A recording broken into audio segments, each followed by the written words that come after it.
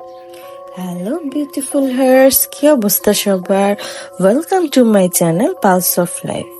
আজকে আমি তোমাদের সাথে শেয়ার করতে যাচ্ছি আরও একটি রহস্যময় মৃত্যুর কাহিনী, যেটি সংঘটিত হয়েছিল চীন দেশে, এবং এটি ছিল একটি লিফটকে ঘিরে। তো জায়গাটি ছিল চীনের বেইজিংয়ে এবং সালটি ছিল 2003 সাল।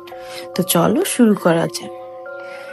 তো একদিন গভীর রাতে লিং ওয়াং নামক এক নিরাপত্তা রক্ষী এক বহুতল অফিস বিল্ডিং এ সিসিটিভি ফুটেজ পরীক্ষা করছিলেন।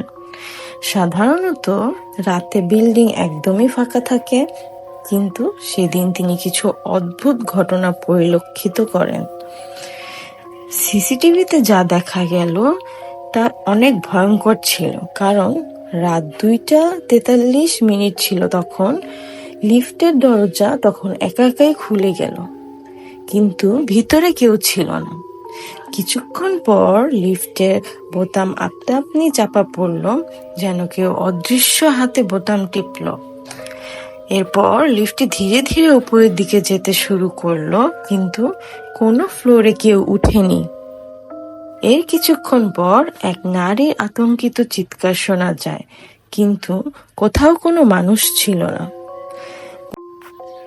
হ্যালো বিউটিফুল হার্স, কি অবস্থা সবার? Welcome to my channel pulse of life. আজকে আমি তোমাদের সাথে শেয়ার করতে যাচ্ছি আরও একটি রহস্যময় মৃত্যুর কাহিনী, যেটি সংঘটিত হয়েছিল চীন দেশে, এবং এটি ছিল একটি লিফটকে ঘিরে। তো জায়গাটি ছিল চীনের বেইজিংয়ে এবং সালটি ছিল 2003 সাল। তো চলো শুরু করা যাক।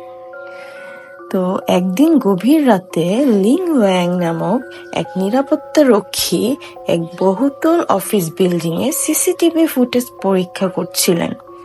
সাধারণত রাতে বিল্ডিং একদমই ফাঁকা থাকে, কিন্তু সেদিন তিনি কিছু অদ্ভুত ঘটনা পরিলক্ষিত করেন।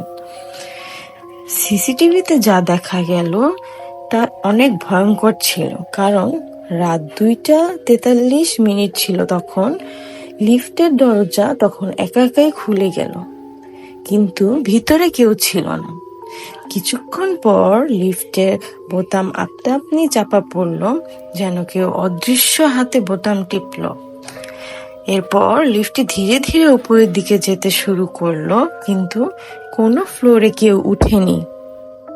এর কিছুক্ষণ পর এক নারীর আতঙ্কিত চিৎকার শোনা যায়, কিন্তু কোথাও কোনো মানুষ ছিল না।